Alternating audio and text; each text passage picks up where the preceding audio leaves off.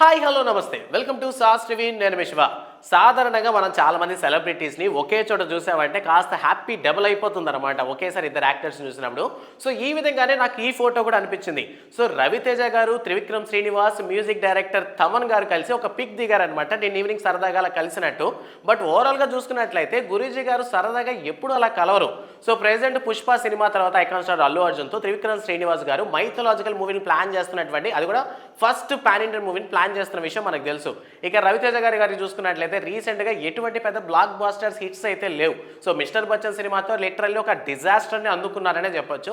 So ఈ క్రమంలో హిట్లో ఉన్నటువంటి మ్యూజిక్ డైరెక్టర్ తమన్తో కలిసి వీళ్ళ ఇద్దరు కలవటం కాస్త ట్రెండింగ్గా నిలిచింది. సో త్రివిక్రమ్ శ్రీనివాస్ గారు, తమన్ అండ్ రవితేజ గారి కాంబినేషన్ ఇప్పటి వరకు ఒక్క సినిమా కూడా లేదనమాట. సో ఐ హోప్ వీళ్ళు కలిసి ఏదైనా ప్లాన్ చేస్తున్నారా అన్న డౌట్ జనాలకు కలిగింది.